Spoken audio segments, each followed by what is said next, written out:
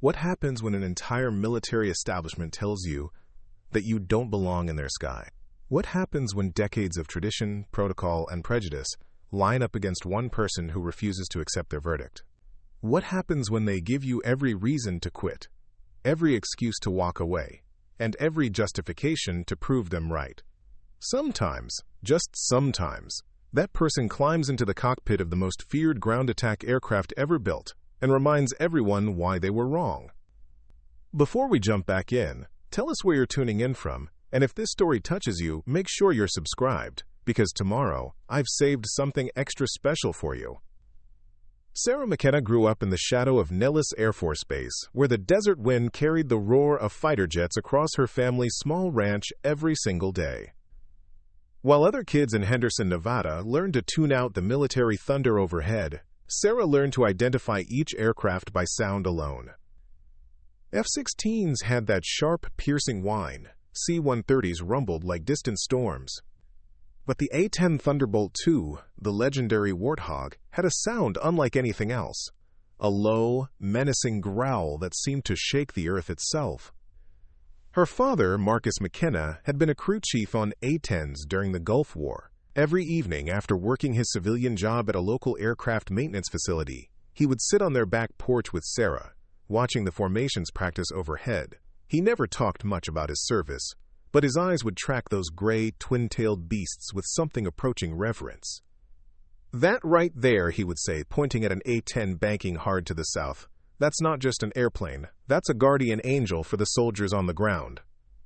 Sarah absorbed every word, every story he was willing to share.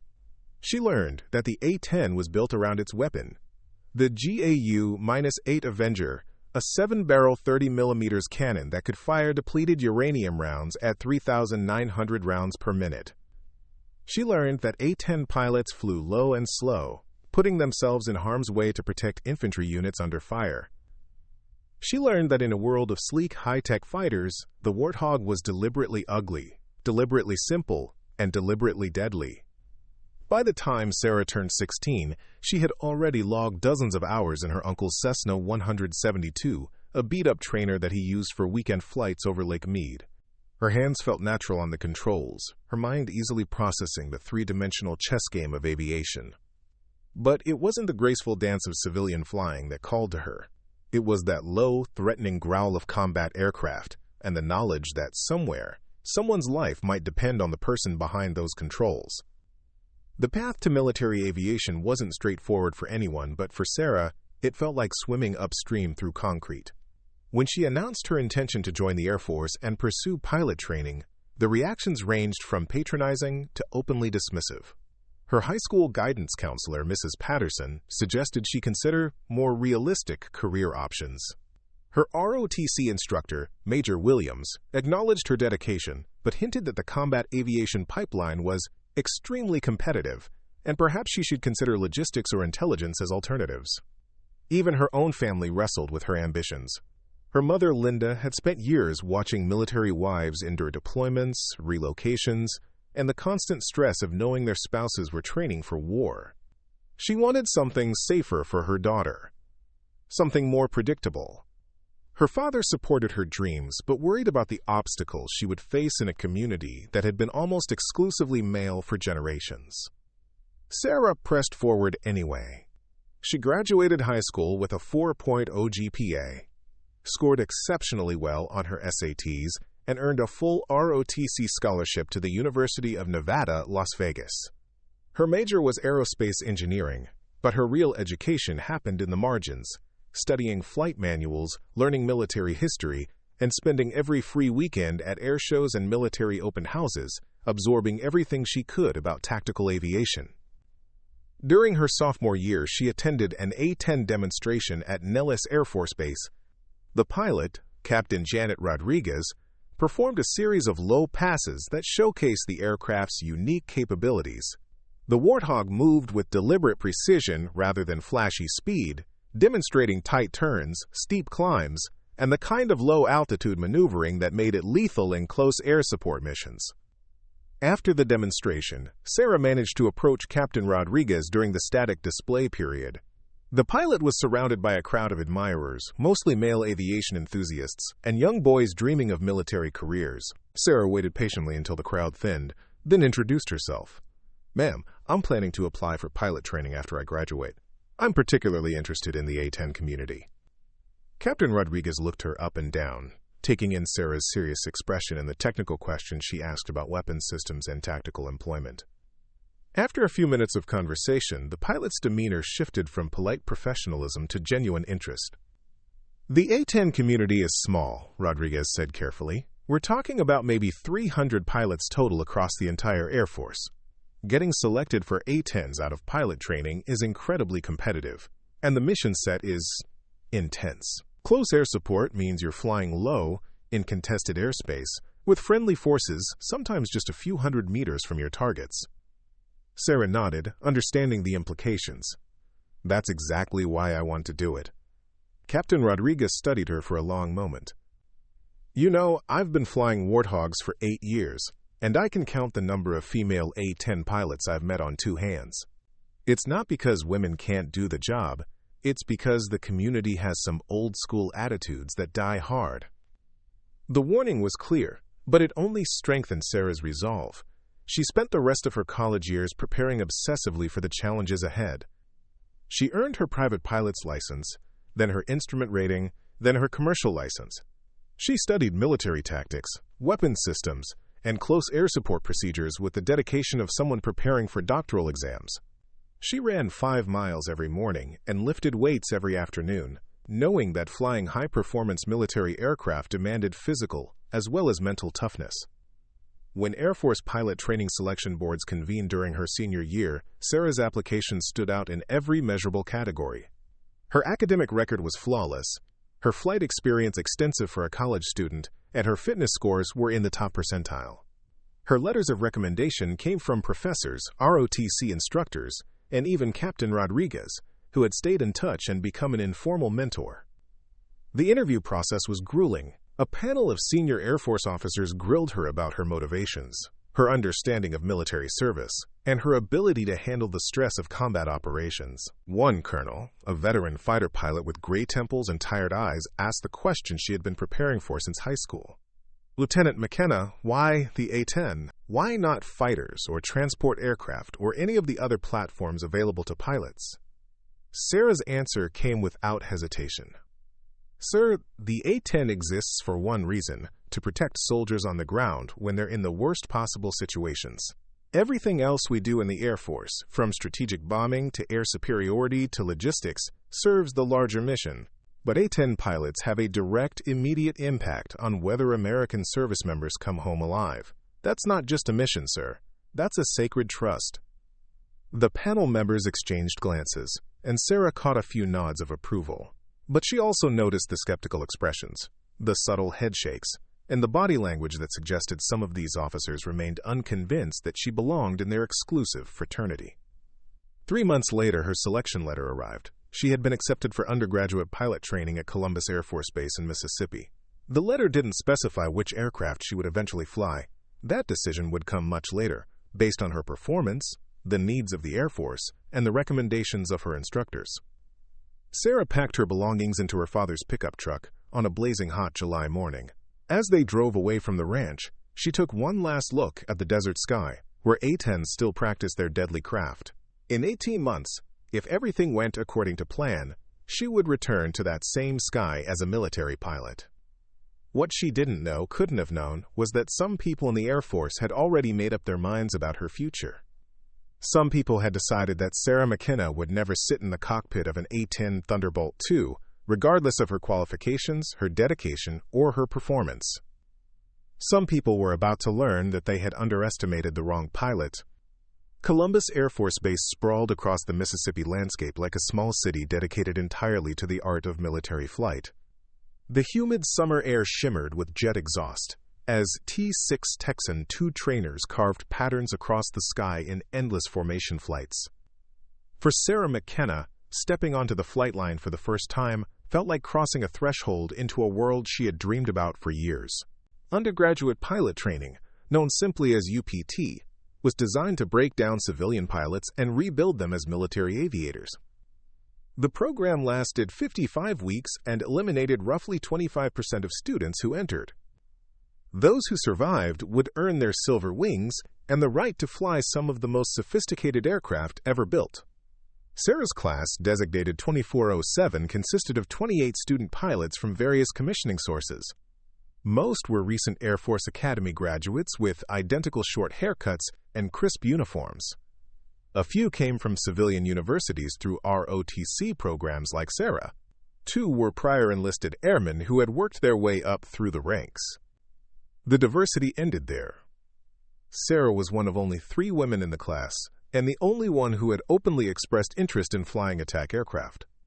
Their first instructor pilot, Major David Chen, addressed the class in a sterile briefing room filled with whiteboards covered in aerodynamic diagrams and flight safety reminders. Chen had flown F-16s during 3 combat deployments and carried himself with the quiet confidence of someone who had tested his skills under fire. Ladies and gentlemen, for the next year, this base is your universe. You will eat, sleep, and breathe aviation. You will study aircraft systems until you can recite emergency procedures in your sleep. You will learn to fly in formation so tight that your wingtips are separated by inches, not feet. Most importantly, you will learn that military aviation is not about individual heroics. It's about precision, discipline, and absolute trust in your wingman. The academic phase began immediately. Sarah found herself immersed in subjects that ranged from basic aerodynamics to complex weapons systems theory. She studied weather patterns, navigation techniques, and the physics of high-G maneuvering. The pace was relentless, 8 hours of classroom instruction followed by 4 hours of individual study, 6 days a week. During the second week, Sarah encountered her first real obstacle. Captain Michael Torres, an instructor pilot with a reputation for being particularly demanding, pulled her aside after a systems exam. "McKenna, I've been reviewing your records and your stated aircraft preferences. I want to make sure you understand what you're asking for." Sarah maintained eye contact and waited for him to continue. Preparing and narrating this story took us a lot of time, so if you are enjoying it, subscribe to our channel. It means a lot to us. Now back to the story. Attack aircraft like the A-10 operate in a completely different environment than anything you've experienced in civilian flying. You're not just managing an aircraft. You're employing weapon systems against ground targets while coordinating with forward air controllers and avoiding surface-to-air threats. It requires a specific mindset, a certain level of aggression that frankly most people don't possess. The implication was clear, even if Torres didn't state it directly. Sarah chose her words carefully. "Sir, I understand the mission requirements. I've studied A-10 tactics and close air support procedures extensively. I believe my background in engineering and my flight experience have prepared me for the challenges." Torres nodded slowly, but his expression remained skeptical. "We'll see, McKenna, we'll see." As training progressed into the actual flying phase, Sarah's performance began to separate her from many of her classmates. She demonstrated natural stick and rudder skills that impressed even the most demanding instructors. Her formation flying was precise, her instrument approaches were textbook perfect, and her radio communication was clear and professional under pressure. But it was during the tactical formation phase that Sarah truly began to shine.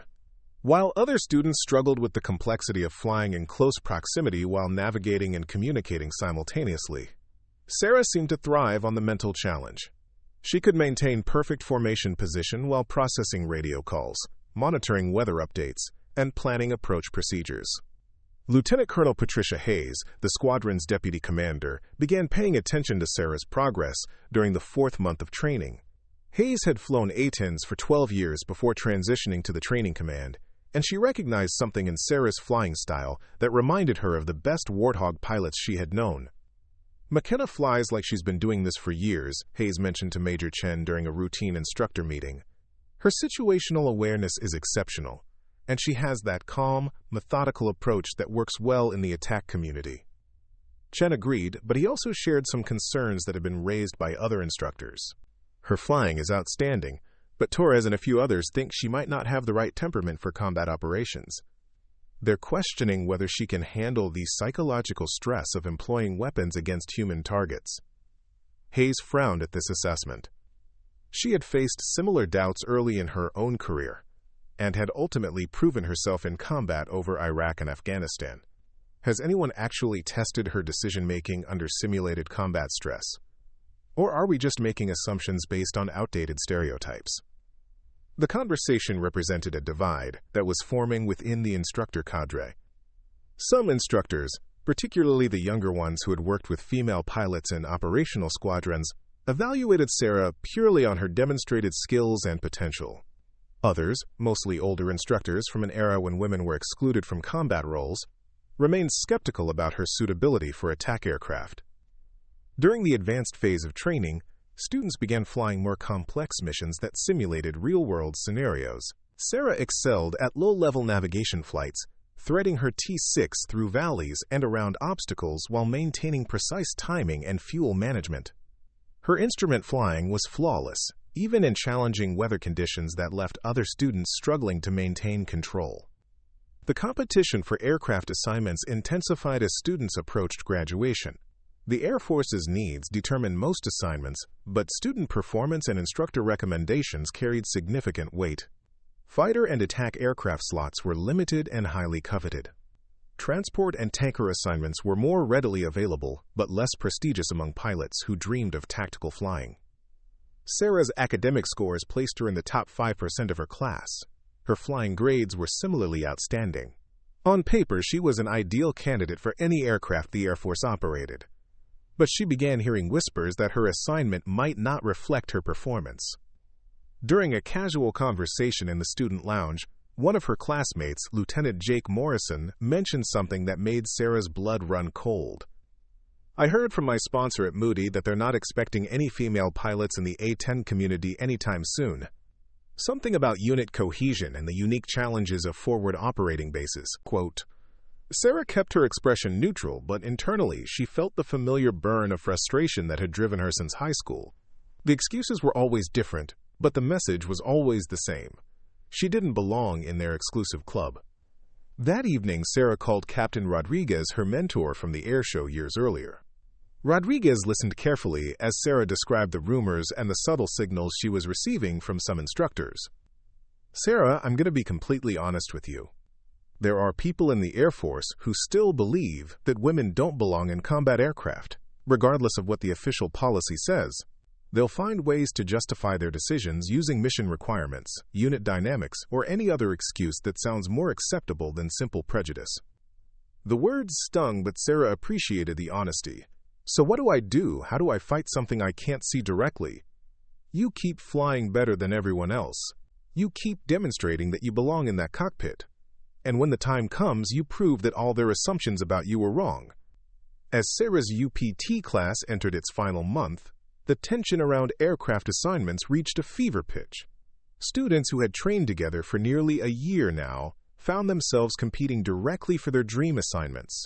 Some would get fighters, others would fly transport aircraft, and a select few might earn slots in specialized communities like the A-10. Sarah's flight commander, Major Jennifer Walsh, called her into the office 3 weeks before graduation. Walsh had been supportive throughout training, but her expression was serious as Sarah took a seat across from her desk. "McKenna, I want to discuss your assignment preferences and set some realistic expectations." Sarah felt her heart rate increase, sensing that this conversation would determine the trajectory of her entire military career. "Ma'am, I understand that assignments are based on the needs of the Air Force, but I hope my performance has demonstrated that I'm qualified for A-10s. Walsh nodded slowly. "Your performance has been exceptional. Academically and in the aircraft, you're exactly what the A-10 community should want. But I need you to understand that there are other factors at play here, factors that have nothing to do with your abilities as a pilot."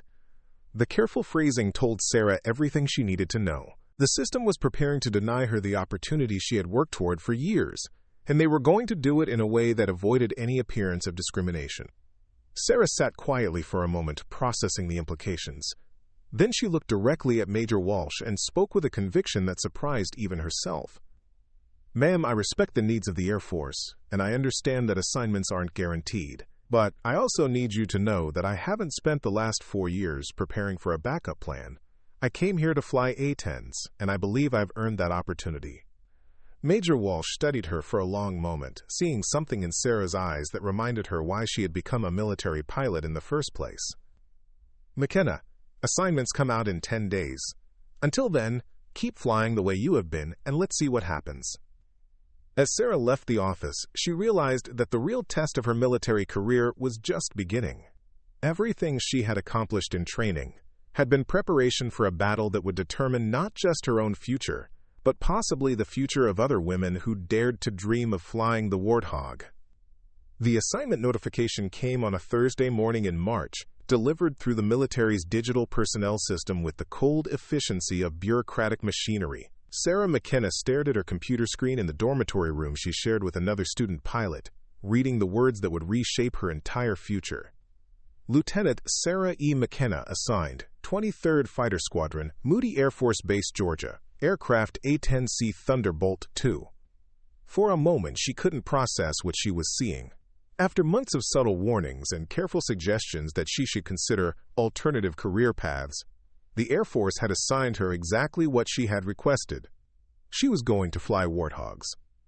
Her roommate, Lieutenant Amanda Chen, looked over from her own computer and saw Sarah's expression. Good news or bad news? A-10s, Sarah said quietly, still staring at the screen. They gave me A-10s. Amanda whooped with excitement, but Sarah felt a strange mix of elation and apprehension.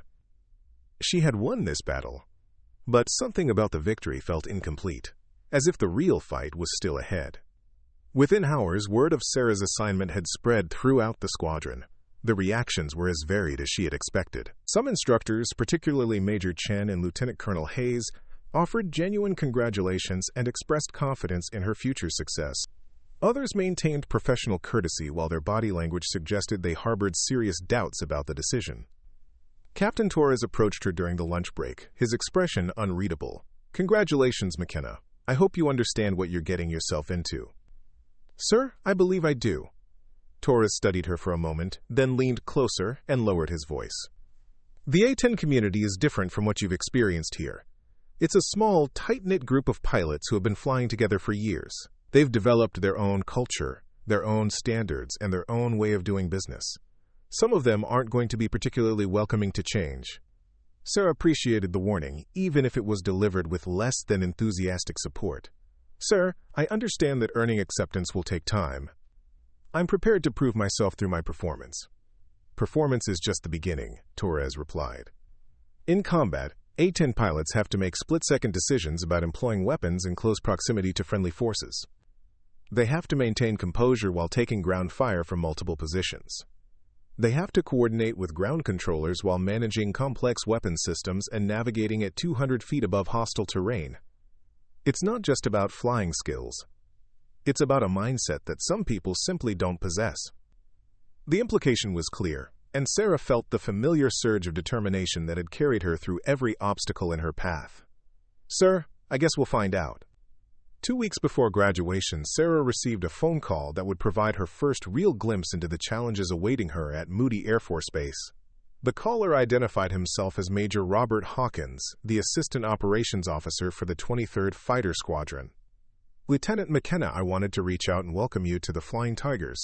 I understand you'll be joining us for A-10 initial qualification training in May." "Yes, sir. I'm very excited about the opportunity." There was a pause before Hawkins continued, and Sarah detected something in his tone that made her pay closer attention. "I want to make sure you understand what you're walking into here. The 23rd FS has a long history and a strong tradition of excellence. Our pilots have flown combat missions in every major conflict since World War II. We take that heritage very seriously." "I understand, sir. I'm honored to be joining such a distinguished unit." "Good. I also want you to know that we've never had a female pilot in our squadron." "That's not necessarily a problem, but it does mean that certain accommodations will need to be made. Facilities, billeting arrangements, social dynamics. There are practical considerations that we'll need to address." Sarah chose her words carefully. "Sir, I don't expect any special treatment. I'm prepared to meet the same standards as any other pilot in the squadron."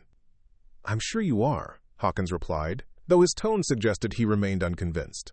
"We'll discuss the details when you arrive. For now, I recommend you spend the time between graduation and your report date studying A-10 systems and tactics. The learning curve is steep and we don't have time to waste on remedial training." After the call ended, Sarah sat in her room contemplating the conversation. Major Hawkins had been professional but cool, and his emphasis on accommodations and practical considerations suggested that her arrival at Moody would be viewed as a disruption rather than an addition to the squadron's capabilities. She decided to reach out to Captain Rodriguez, who had become an invaluable source of guidance throughout her training. Rodriguez listened to Sarah's account of the phone call, then provided some context that helped explain Hawkins' attitude. Sarah, the 23rd Fighter Squadron has a reputation as one of the more traditional units in the A-10 community. They've produced some outstanding pilots over the years, but they've also been resistant to changes that other squadrons have embraced more readily. Major Hawkins is a good pilot and a decent person, but he's also someone who believes that unit cohesion depends on maintaining established customs and practices. So he sees me as a threat to unit cohesion? He sees you as an unknown variable in a system that has worked well for him in the past. The challenge you'll face is proving that diversity of experience and perspective can actually strengthen a unit rather than weaken it. Rodriguez paused, then continued with a more serious tone. Sarah, I need to tell you something that might be difficult to hear. There are people in the A-10 community who requested that you be assigned to a different aircraft. They made their case to senior leadership using arguments about unit readiness, deployment logistics, and operational effectiveness.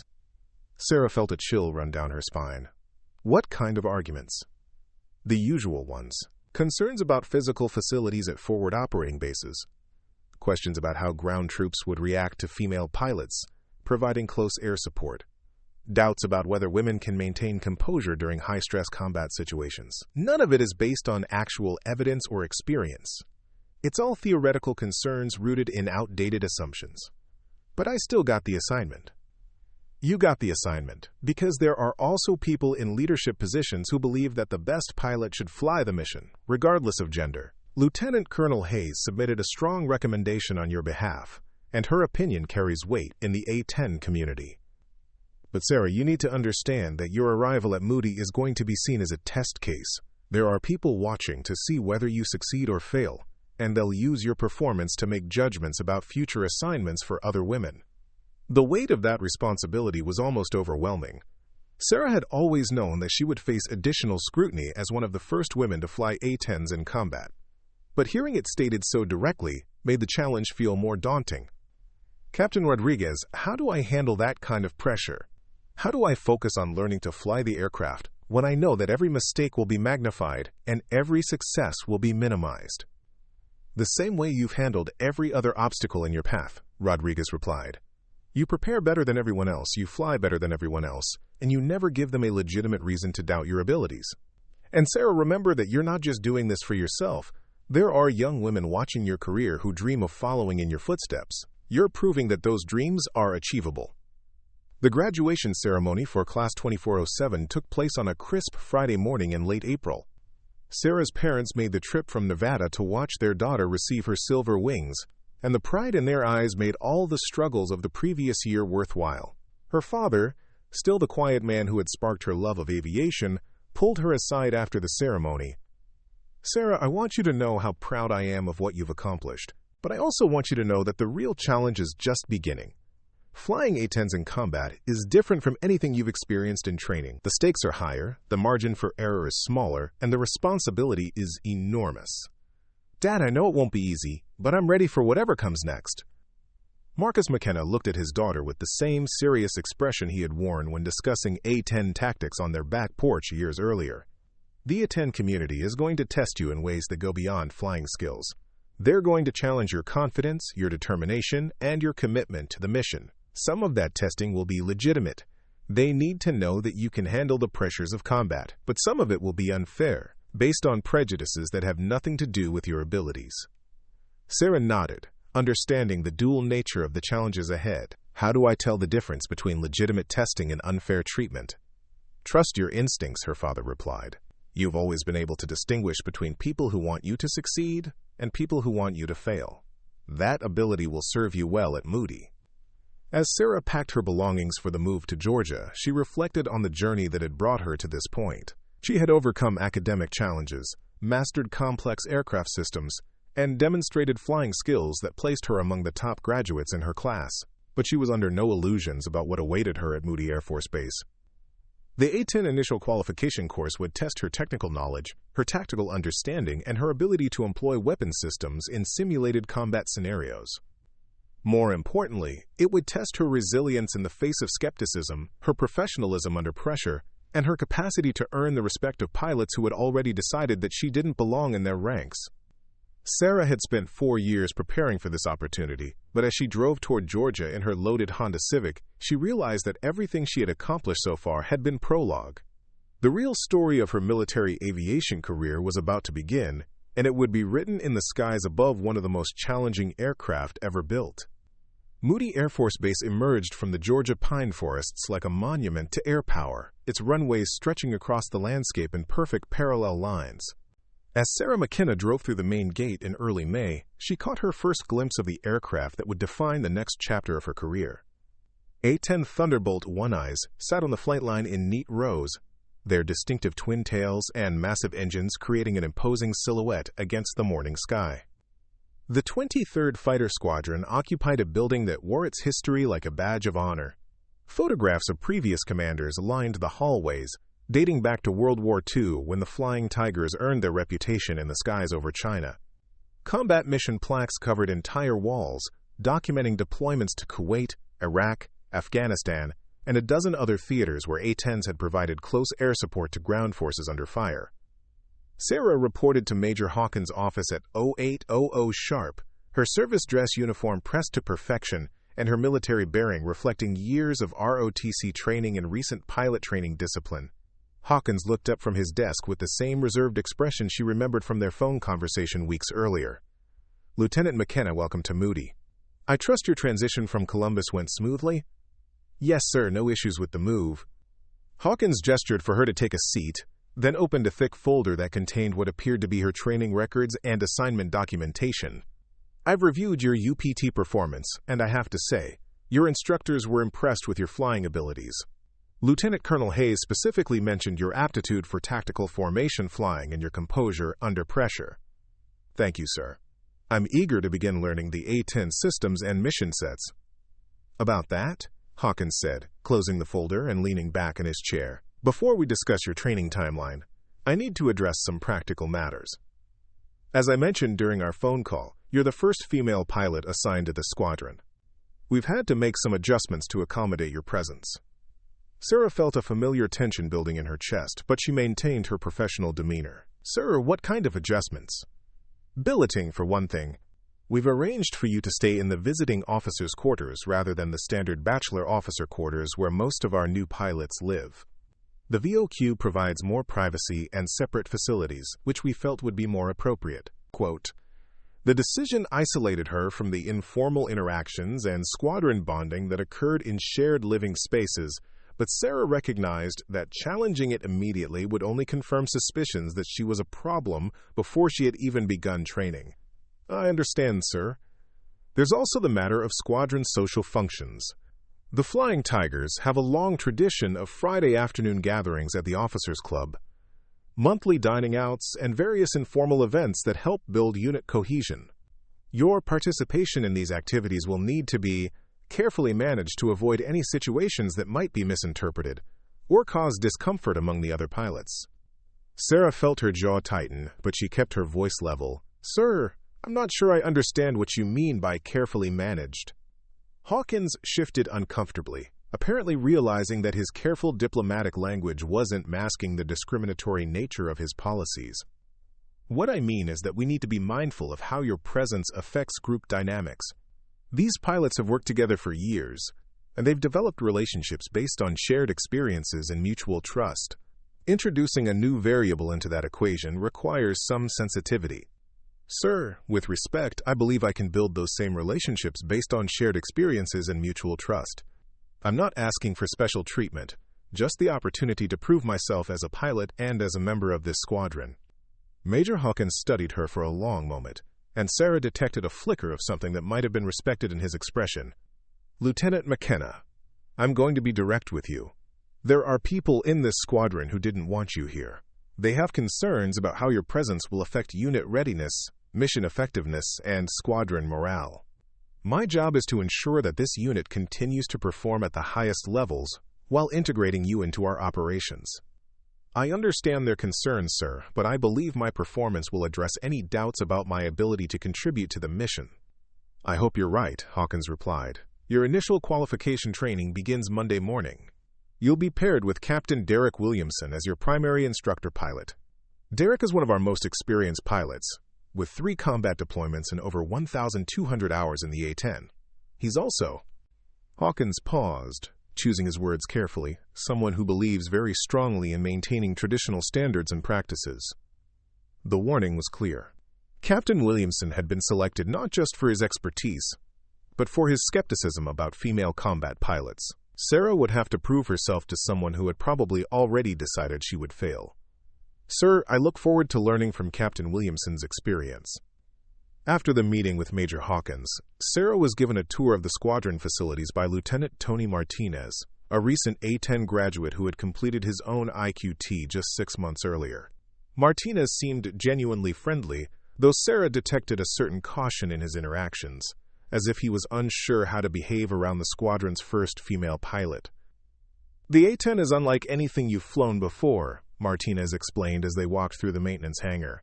The systems are more complex than the trainers you used at Columbus, but they're also more forgiving in some ways. The aircraft was designed to absorb damage and keep flying, which gives you options in combat that you wouldn't have in other platforms. They stopped in front of an A-10C that was undergoing routine maintenance, its panels open to reveal the intricate network of hydraulic lines, electrical systems, and weapons interfaces that made the aircraft functional. Sarah was struck by the robust engineering. Everything appeared overbuilt and redundant, designed to function even when damaged by enemy fire. The heart of the aircraft is the GAU-8, Martinez continued, gesturing toward the massive cannon that dominated the A-10's nose section. 7 barrels, 30mm rounds, capable of firing up to 3,900 rounds per minute. When you pull that trigger in combat, you're unleashing more firepower than most ground units possess. Sarah examined the weapon system with the same focused attention she had brought to studying aircraft systems throughout her training. She understood that mastering the GAU-8 and the A-10's other weapons systems would be crucial to her success, but she also knew that her proficiency with these tools would be scrutinized more closely than any male pilot's performance. Lieutenant Martinez, what advice would you give to someone starting IQT? Martinez considered the question carefully. Study harder than you think you need to. The academic phase covers everything from basic aircraft systems to complex weapons employment procedures. The flying phase will test every skill you developed in pilot training, plus dozens of new ones specific to the A-10 mission. And... He hesitated, then continued, be prepared for the fact that some people here are going to be watching for you to make mistakes. What do you mean? Look, I'm not saying it's right, but there are pilots in the squadron who have strong opinions about women in combat roles. They're going to be looking for evidence that supports their preconceptions. Every error you make will be remembered and discussed. Every success will be attributed to luck or lower standards. It's not fair, but it's the reality you're facing. Sarah appreciated Martinez's honesty, even though his words confirmed her worst fears about the challenges ahead. How do I handle that kind of scrutiny? Fly better than everyone expects, study more than anyone else, be professional in every interaction, and don't give them any ammunition to use against you. Martinez paused, then added, for what it's worth, I think you can do it. Your reputation from Columbus is solid, and Lieutenant Colonel Hayes speaks very highly of your potential. That afternoon, Sarah met Captain Derek Williamson for the first time. Williamson was a compact, intense man in his early 30s, with the weathered appearance of someone who had spent considerable time in harsh environments. His handshake was firm, his eye contact direct, and his initial assessment of Sarah was clearly skeptical. Lieutenant McKenna, I've reviewed your training records from Columbus. Your instructors seem to think you have potential as a pilot. The way he emphasized "seemed to think" suggested he reserved judgment on that assessment. Sir, I'm ready to learn everything I can about the A-10 and its mission. Good, because the learning curve is steep and unforgiving. The A-10 isn't just an aircraft. It's a weapons system designed to provide close air support to ground forces in contested environments. That means flying low, slow, and directly into harm's way while employing precision weapons within danger-close distances of friendly forces. Williamson led her to a briefing room where the walls were covered with tactical charts, weapon specifications, and photographs from recent combat deployments. Over the next 4 months, you'll learn to employ every weapon system on this aircraft. Maverick missiles, MARK-82 general-purpose bombs, cluster munitions, rockets, and of course, the GAU-8 cannon. You'll learn to coordinate with forward air controllers, identify targets in complex terrain, and make split-second decisions about weapons employment while under simulated enemy fire. Sarah absorbed every word, understanding that Williamson was outlining not just her training curriculum but the skills that would determine whether she lived or died in actual combat. "Sir, I understand the complexity and responsibility involved. I'm prepared to meet whatever standards are required." Williamson studied her with the same calculating expression she had seen from other skeptical instructors throughout her career. "Lieutenant, standards in the A-10 community aren't negotiable. We don't lower the bar for anyone, regardless of their background or circumstances. If you can't meet our requirements, you'll be eliminated from training and reassigned to a different aircraft. Is that understood?" "Completely understood, sir." "Then let's see what you're made of." As Sarah left the squadron building that evening, she felt the weight of expectations and skepticism pressing down on her shoulders. She had fought her way through every previous challenge by outworking and outperforming her doubters. But the A-10 community represented a different level of scrutiny and resistance. Standing on the flight line as the sun set behind the pine trees, Sarah looked at the A-10s that would soon become as familiar to her as her own reflection. These aircraft had been designed for a specific mission, protecting American soldiers when they were most vulnerable and most in need of help. Everything else was secondary to that fundamental purpose. Tomorrow, her real education will begin. She would learn to master the most complex weapon system she had ever encountered, under the instruction of pilots who questioned whether she belonged in their community. But as she watched the evening shadows lengthen across the flight line, Sarah McKenna felt the same determination that had carried her from a Nevada ranch to this moment.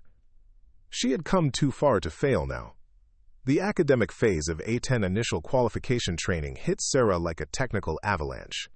Each morning began at 0630 with classroom instruction that covered systems so complex they made her undergraduate engineering courses seem elementary by comparison. The A-10C's avionics suite included 17 different computers managing everything from flight controls to weapons targeting, and each system had multiple failure modes that pilots needed to understand and respond to instantly. Captain Williamson proved to be as demanding an instructor as Sarah had anticipated. His teaching style combined encyclopedic knowledge with barely concealed skepticism about her ability to absorb the information quickly enough to meet training standards. During their second week of academics, he posed a question that seemed designed to expose gaps in her preparation. "Lieutenant McKenna, you're flying a close air support mission at 500 feet above ground level when your primary hydraulic system fails. Simultaneously, your left engine begins showing abnormal oil pressure readings, and the forward air controller is reporting troops in contact requiring immediate support. Walk me through your decision-making process." Sarah took a moment to visualize the scenario, drawing on everything she had learned about A-10 systems and emergency procedures. "Sir, I would first confirm the hydraulic failure by checking backup indicators and attempting to cycle the system. The A-10 has redundant hydraulic systems, so I'd verify which functions are still available. For the engine issue, I'd monitor the oil pressure trend while reducing power settings to prevent further damage." "And the troops in contact?" "Sir, I'd communicate with the FAC to understand the tactical situation. If the aircraft is still controllable and weapon systems are functional, I'd continue the mission while monitoring the emergency conditions." The A-10 was designed to complete its mission, even with significant battle damage. Williamson nodded almost imperceptibly, but Sarah caught the brief flicker of approval in his expression. "What if the hydraulic failure affects your weapons systems?" "Then I'd assess which systems are still operational. The GAU-8 cannon has its own dedicated hydraulic system, so it might still be available even if other weapons are offline. I'd coordinate with the FAC to determine if cannon fire would be effective for the tactical situation. And if you determine the aircraft is no longer mission capable, I'd inform the FAC immediately, provide all available intelligence about enemy positions and friendly locations, and then focus on getting the aircraft back to base safely or to the nearest suitable landing field." Quote, Williamson made notes on his evaluation form, his expression revealing nothing about his assessment of her response. But later that day, Lieutenant Martinez pulled Sarah aside with information that surprised her. "I heard from one of the other IPs that Williamson told Major Hawkins you gave the best emergency procedures brief he's heard from a student in 2 years." Sarah felt a mix of satisfaction and wariness. Did he really say that? According to my source, yes. But he also said it doesn't matter how well you handle academics if you can't fly the jet effectively in tactical situations. The comment reminded Sarah that surviving the classroom phase was only the beginning. The real test would come when she climbed into the cockpit of an A-10 for the first time and attempted to apply her theoretical knowledge to actual flight operations. That test came on a humid Tuesday morning in June. Sarah completed her pre-flight inspection with meticulous attention to detail, checking every system, panel, and component according to the comprehensive checklist that A-10 pilots had refined through decades of combat operations. The aircraft assigned to her first flight was tail number 810965, a veteran Warthog that had flown combat missions over Iraq and Afghanistan. Captain Williamson observed her pre-flight procedures from a distance, occasionally making notes but offering no commentary. Sarah understood that this initial evaluation would set the tone for their entire instructor-student relationship, and she was determined to demonstrate the same level of preparation and professionalism that had earned respect from her previous instructors. Climbing into the A-10's cockpit felt like entering a command center designed specifically for close air support operations. The instrument panel displayed a complexity that dwarfed anything Sarah had experienced in training aircraft. With multiple screens showing flight information, weapons status, targeting data, and threat warnings. The seat positioned her behind the massive GAU-8 cannon, a constant reminder of the aircraft's primary purpose. "Okay, McKenna," Williamson's voice crackled through the intercom system. "Today we're going to cover basic aircraft handling, engine management, and emergency procedures. I want to see how you adapt to the A-10's flight characteristics compared to the trainers you've been flying." Quote, Sarah completed the engine start sequence with deliberate precision, monitoring dozens of parameters as the twin General Electric turbofans spooled up to operating speed. The A-10's engines were mounted high on the fuselage to protect them from ground fire and foreign object damage, giving the aircraft a distinctive sound that was both powerful and purposeful. Taxiing the A-10 required different techniques than smaller training aircraft.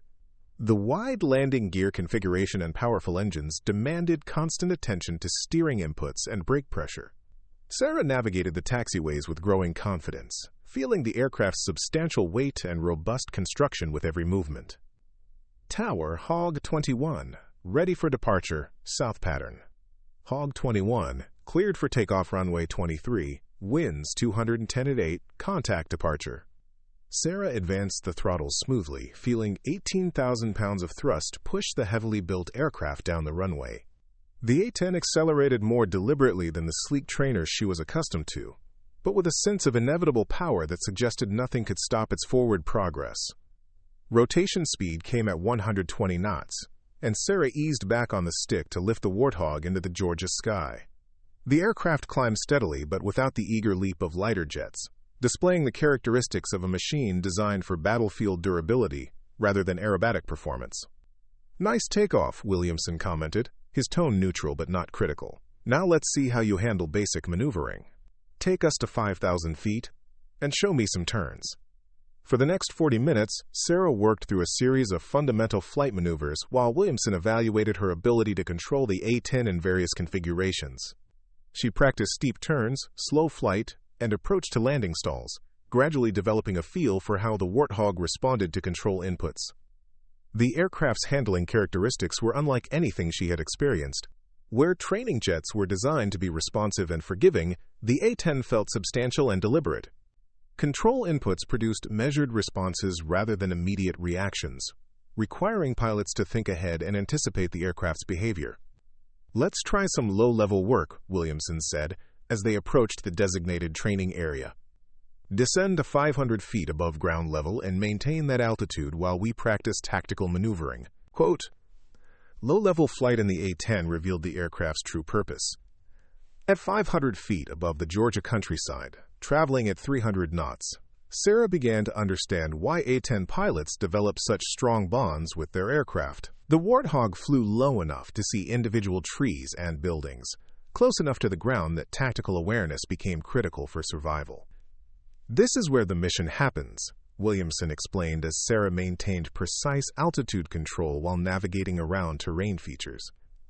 "In combat, you'll be flying at this altitude or lower, looking for targets while avoiding surface-to-air missiles, anti-aircraft artillery, and small arms fire.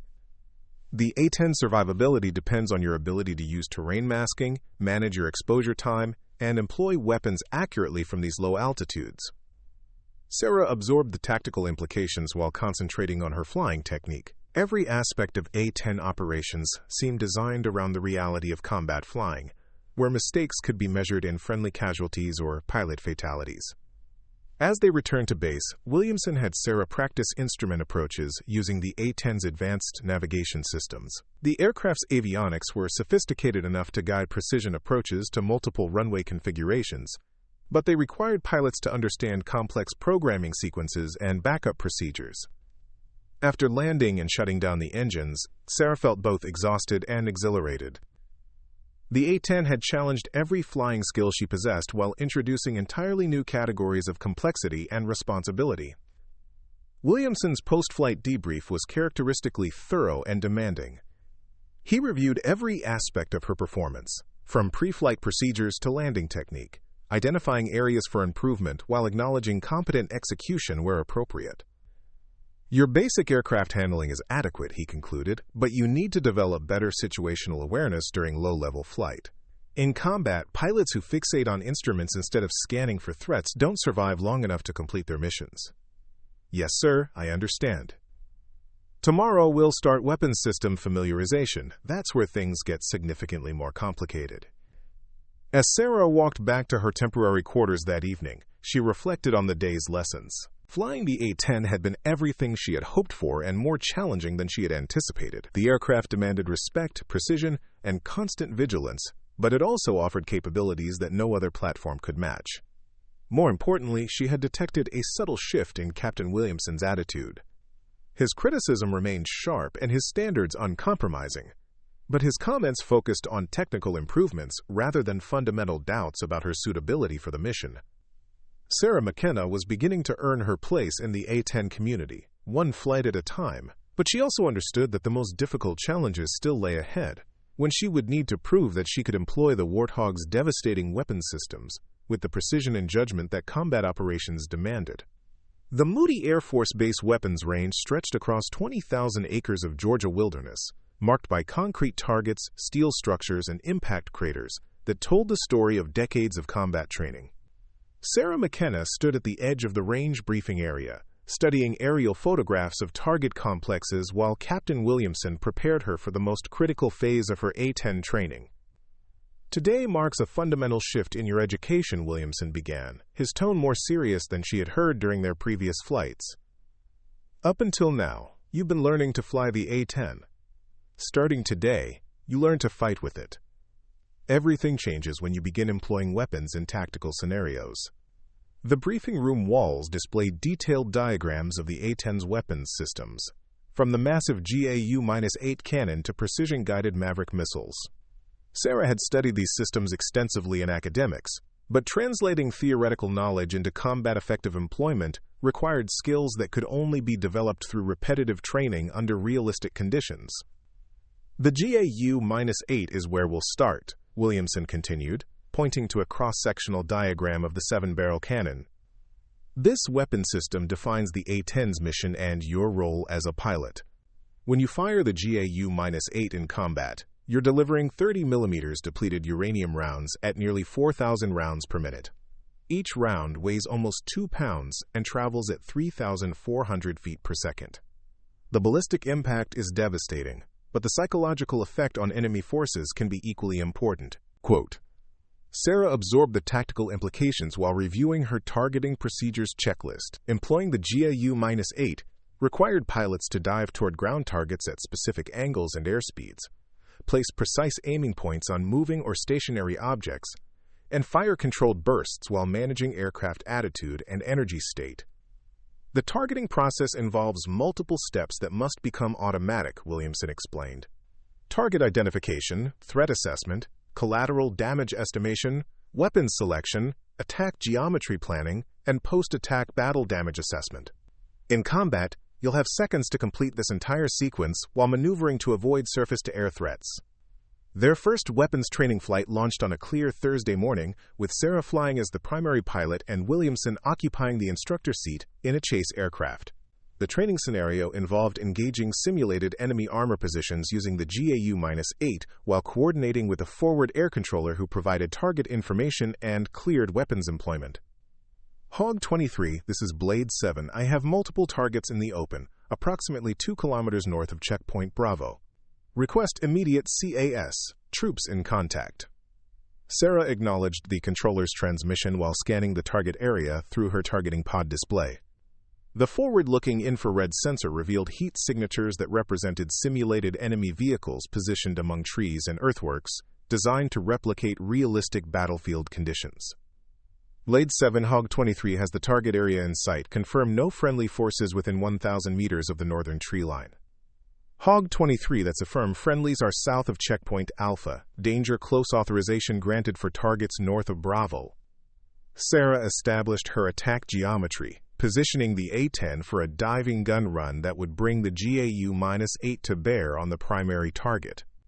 The approach required precise timing and energy management.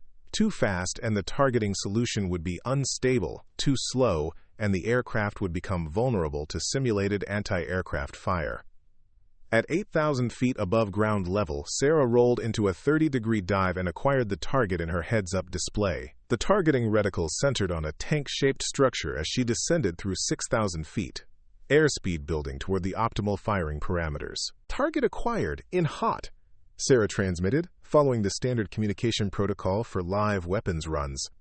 At 4,000 feet altitude and 350 knots airspeed, Sarah squeezed the trigger and felt the A-10 shudder as the GAU-8 unleashed a 2-second burst of 30mm rounds. The sound was unlike anything she had experienced, a deep mechanical roar that seemed to come from the aircraft's very soul. Tracer rounds arced toward the target, like deadly fireflies, impacting in a tight pattern around the simulated enemy position. Good hits, the forward air controller reported, as Sarah pulled out of the dive and climbed back to altitude.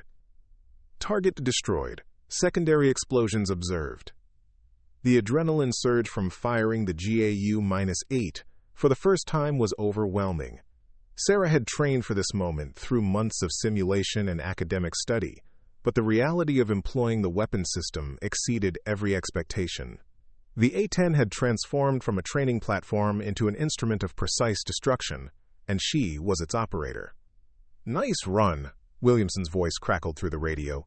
Your attack geometry was textbook, and your burst length was appropriate for the target type.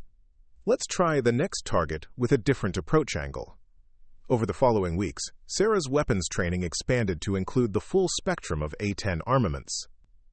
She learned to employ Maverick missiles against hardened targets, using the weapon's electro-optical seeker to identify and engage specific vehicles or structures from standoff distances. The precision required was extraordinary. Pilots had to distinguish between friendly and enemy forces, assess collateral damage risks, and ensure that each missile strike achieved maximum tactical effect. Training with general-purpose bombs introduced additional complexities. Sarah practiced high and low-altitude deliveries, learning to calculate release parameters based on wind conditions, target hardness, and desired blast effects. Each weapon system demanded different employment techniques, but all required the same fundamental skills: precise flying, accurate targeting, and sound tactical judgment. The most challenging scenarios involved coordinating multiple weapon systems during complex close air support missions. Sarah would receive calls for immediate support from simulated ground units, identify targets using her targeting pod, coordinate with forward air controllers to ensure friendly force safety, and then employ appropriate weapons while managing fuel consumption and ammunition expenditure. During one particularly demanding training mission, Sarah faced a scenario that tested every skill she had developed. The exercise involved supporting a simulated rescue operation, where friendly forces were surrounded by enemy positions in complex terrain. Multiple targets required engagement with different weapon systems, and the tactical situation evolved rapidly as new threats emerged. Hog 23, Blade 7. We have troops pinned down in a building complex at grid 123,456. Multiple enemy positions in surrounding structures need immediate suppression. Sarah studied the target area through her sensors, identifying at least 6 different buildings that showed signs of enemy activity. The friendly forces were located in a central structure surrounded by hostile positions, creating a targeting challenge that required surgical precision. Blade 7, I have multiple structures in the target area. Need you to prioritize targets based on immediate threat to friendly forces. Hog 23, building at the northwest corner has a heavy weapons position, highest priority. Secondary targets are the structures east and south of friendly's position. Sarah planned her attack sequence to neutralize the most dangerous threats first, while minimizing exposure to simulated surface-to-air missile sites that intelligence reports had identified in the area. The tactical puzzle required her to balance mission effectiveness against survivability concerns, making split-second decisions that would determine the outcome of the engagement. Her first attack employed a Maverick missile against the heavy weapons position, achieving what the exercise controllers judged to be a direct hit that eliminated the primary threat. Follow-up GAU-8 runs against personnel positions required extreme precision to avoid fratricide while providing effective fire support for the rescue operation. Outstanding target prosecution, the forward air controller reported as Sarah completed her final attack run. All threats neutralized, friendly forces are moving to the extraction point. Captain Williamson's post-mission debrief revealed a significant shift in his assessment of Sarah's capabilities. His critiques remained detailed and demanding, but they focused on advanced tactical refinements rather than fundamental competency issues. Your weapons employment was accurate and appropriate for each target type, he noted. Your coordination with the FAC was professional and efficient. Most importantly, your decision-making under pressure demonstrated the kind of tactical judgment we need in combat operations. Sarah felt a surge of satisfaction at the feedback, but Williamson wasn't finished. However, you're still thinking too much during the targeting phase. In combat, hesitation kills both you and the people you're supporting. You need to trust your training and execute decisions more quickly. The criticism was valid, and Sarah understood that developing instinctive responses to tactical situations would require additional training and experience. But she also recognized that she had crossed a critical threshold in her development as an A-10 pilot. She was no longer just learning to fly the aircraft. She was becoming proficient at employing it as a weapon system. Over the following month, Sarah's training progression accelerated as she mastered increasingly complex scenarios. Night operations using infrared targeting systems, adverse weather employment, and multi-aircraft coordination exercises challenged every aspect of her tactical development. Each mission built upon previous lessons, while introducing new variables that tested her adaptability and decision-making skills. The culmination of the weapons training phase came during a large force exercise that simulated a major combat operation. Sarah flew as part of a 4-ship A-10 formation supporting a complex ground assault involving multiple friendly units and numerous high-value targets. The exercise lasted 6 hours and required her to employ every weapons system on the A-10 while coordinating with ground controllers, intelligence assets, and other aircraft. When the mission ended and all aircraft returned safely to base, Sarah felt a profound sense of accomplishment. She had successfully completed the most challenging training scenarios that the A-10 community could devise, demonstrating proficiency with weapons systems that could determine the outcome of ground battles. But more importantly, she had earned something that had seemed impossible when she first arrived at Moody Air Force Base: the professional respect of Captain Derek Williamson and the grudging acknowledgement that she belonged in the cockpit of the A-10 Thunderbolt II. The final phase of her training would test whether that respect extended to the broader A-10 community and whether she could prove that her gender was irrelevant to her effectiveness as a combat pilot.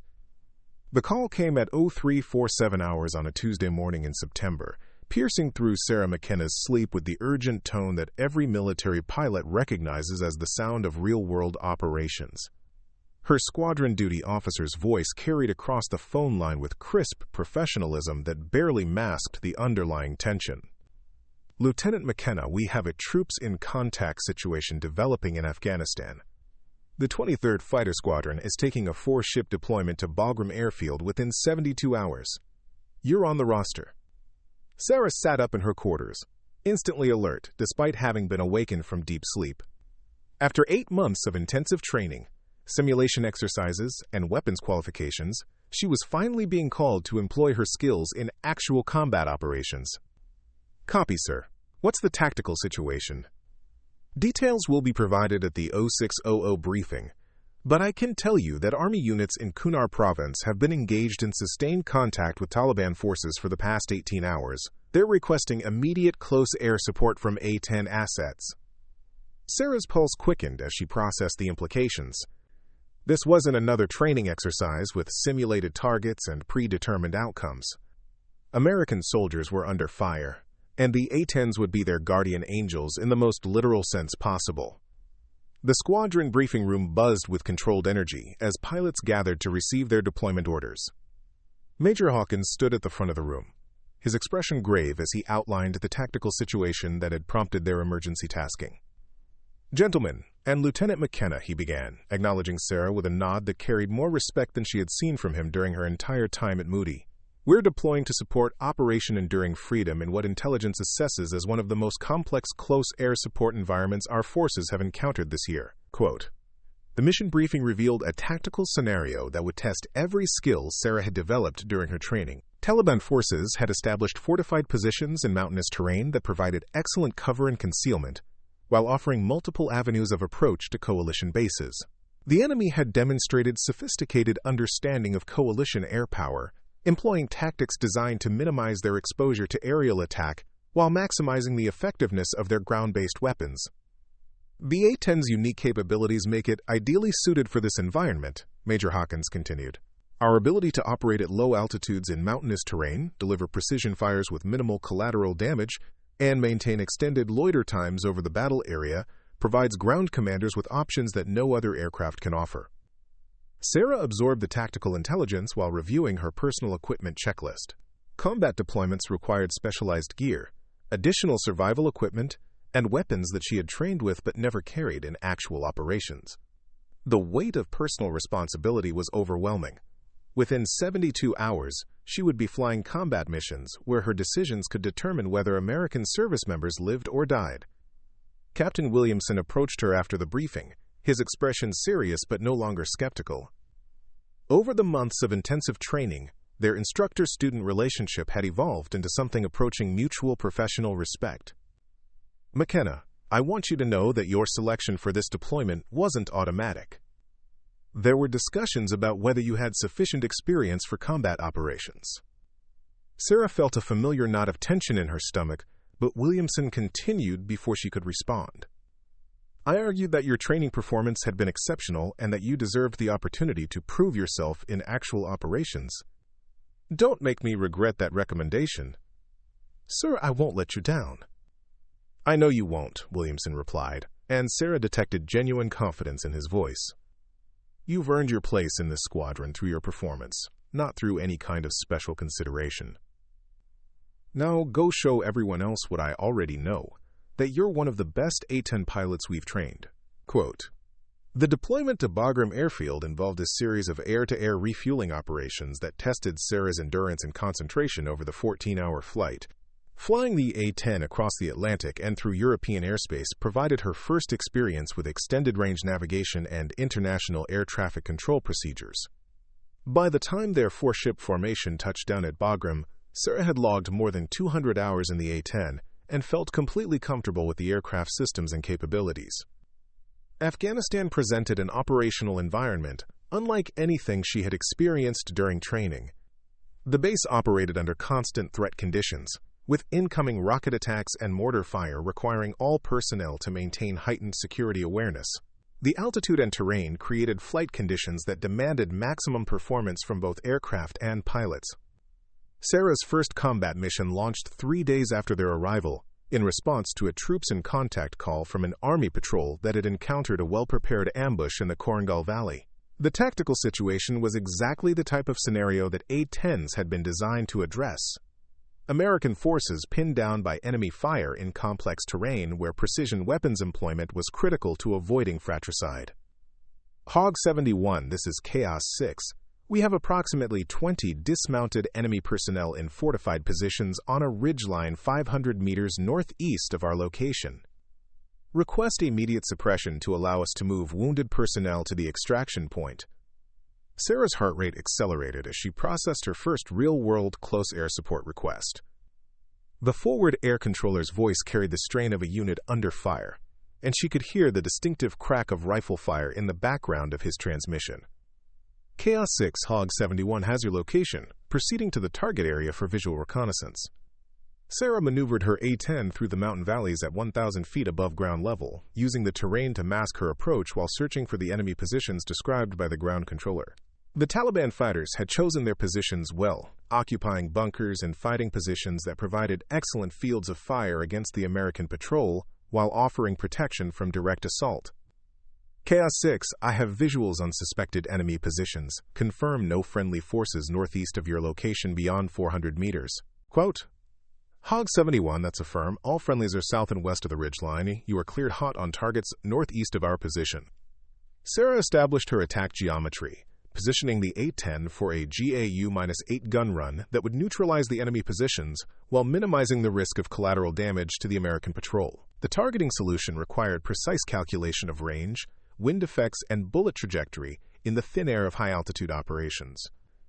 At 6,000 feet above the target, Sarah rolled into her attack dive and acquired the enemy bunker in her heads-up display. The mountainous terrain created complex wind patterns that affected her approach, but months of training had prepared her for exactly these conditions. In hot, Sarah transmitted following standard close air support communication protocols. The GAU-8 cannon fired a 3-second burst that sent 240 rounds of 30mm ammunition into the Taliban position with devastating accuracy.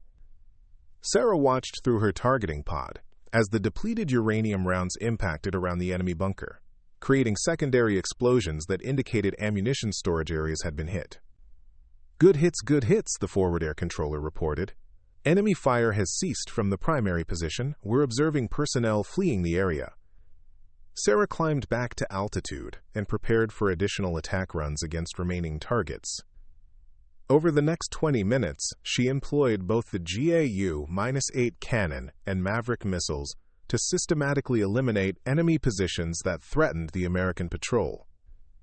Each weapon's employment required split-second decision-making about target identification, attack geometry, and collateral damage assessment. When the engagement concluded, the ground controller's voice carried relief and gratitude that made Sarah's months of training feel worthwhile.